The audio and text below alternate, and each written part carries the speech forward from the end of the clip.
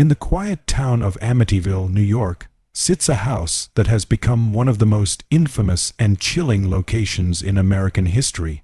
To the casual passerby, the house looks ordinary, even welcoming, with its colonial architecture and peaceful neighborhood surroundings.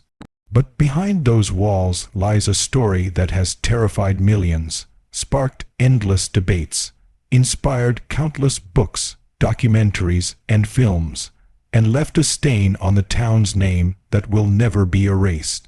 This is the story of the Amityville Horror, a place where murder and mystery collide, and where whispers of the supernatural have lingered for decades. Our story begins in the early 1970s, when the DeFeo family lived at 112 Ocean Avenue. The father, Ronald DeFeo Sr., was known for his volatile temper, and life inside the home was often filled with arguments and fear. His wife, Louise, tried to keep the family together, while their children Dawn, Allison, Mark, John, and their eldest son, Ronald Jr., also known as Butch, grew up under the shadow of tension. But few could have predicted that the pressure building inside the house would soon explode in one of the most shocking crimes the town of Amityville had ever seen. On the night of November 13, 1974, something unimaginable happened.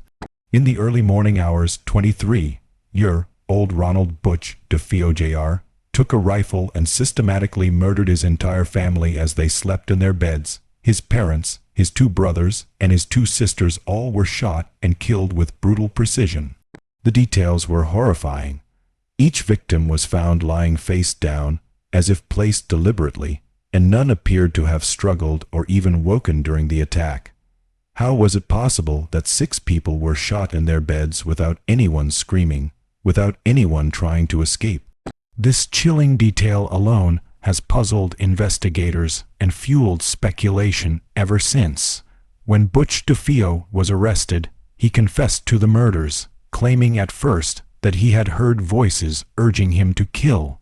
Later, he would change his story multiple times, offering different explanations, some pointing to mafia involvement, others suggesting insanity.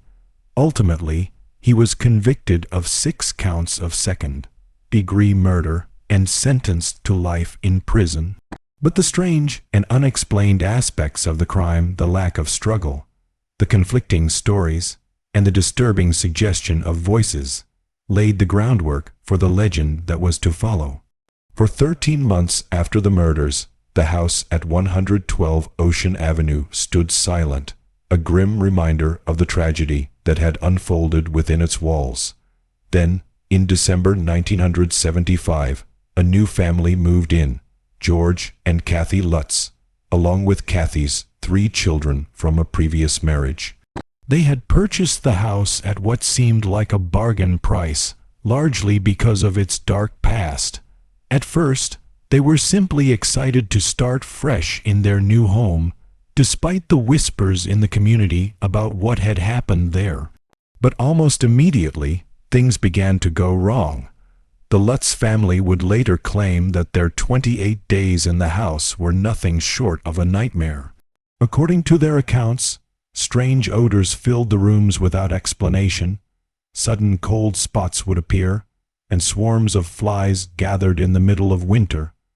George Lutz said he woke up every night at 3:15 a.m., the approximate time the DeFeo murders had taken place. The children began acting strangely, speaking of an imaginary friend named Jody, a demonic pig-like creature with glowing red eyes. Doors slammed on their own, mysterious green slime oozed from the walls, and objects moved without human touch.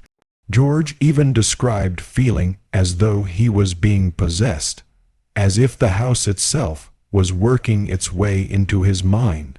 The most chilling claims involved Kathy Lutz, who said she experienced terrifying physical transformations, including feeling embraced by an unseen force and even taking on the appearance of an old woman during one encounter.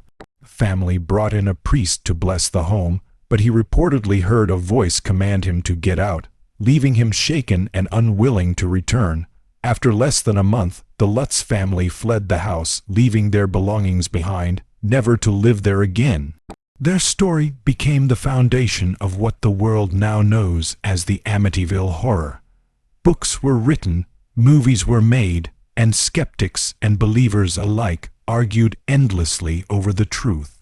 Some insisted that the Lutz family fabricated the entire haunting as a hoax, a way to profit from the notoriety of the DeFeo murders. Others pointed to the consistency of their claims, the corroboration from visitors to the house, and the strange history of the property itself as proof that something unexplainable lurked within its walls. The Warrens, famous paranormal investigators Ed and Lorraine Warren, also visited the Amityville house. They claimed to encounter a malevolent presence, capturing one of the most infamous photographs associated with the case. The image of a boy with glowing eyes peeking out of a bedroom doorway, believed by some to be the spirit of one of the murdered DeFeo children. That photo has since become a cornerstone of paranormal evidence, though skeptics dismiss it as a trick of light or a hoax. Over the decades, the Amityville case has remained a subject of fascination and controversy. Researchers have dug into the background of the Lutz family, noting financial troubles that may have motivated them to exaggerate their experiences. Others have suggested that the sheer horror of moving into a home with such a violent past could have created psychological stress that manifested as perceived paranormal activity. Yet, for those who lived it, the fear was real. The Lutz family never again changed their story, even under the scrutiny of investigators and skeptics. What makes the Amityville Horror so enduring is the blend of undeniable tragedy and the possibility of the supernatural. The DeFeo murders were real, and they remain one of the most shocking family annihilations in modern American history. The haunting that followed, whether genuine or invented, tapped into deep cultural fears about evil, possession, and the idea that places themselves can hold onto trauma, absorbing it and reflecting it back in terrifying ways. Today, the house at 112 Ocean Avenue still stands, though its address has been changed by new owners trying to escape the infamy. The iconic windows, resembling eyes, have been altered to give the home a less recognizable appearance. But no matter how much its outward appearance changes, the legend of the Amityville Horror continues to live on. Tourists still drive by, true crime enthusiasts still discuss the case, and horror fans continue to watch the films inspired by those 28 terrifying days. Some believe the story is the greatest ghost hoax of the 20th century, a clever blend of fiction and fact designed to shock and sell. Others maintain that what happened to the Lutz family was real, that evil truly lingered in that house, feeding off the violence and pain of the DeFeo murders. In the end, the Amityville Horror may never be fully explained. It exists in that unsettling space between fact and legend, where truth and fear intertwine. What cannot be denied is the impact the story has had. From a horrific act of murder to one of the most famous alleged hauntings in history, the Amityville house stands as a symbol of the thin line between reality and nightmare. Whether it was the work of human madness, supernatural forces, or a combination of both, the story of the house that screamed will continue to haunt imaginations for generations to come. The quiet suburban street where it rests may look ordinary, but to those who know its story, 112 Ocean Avenue will never just be another house. It will always be the Amityville Horror.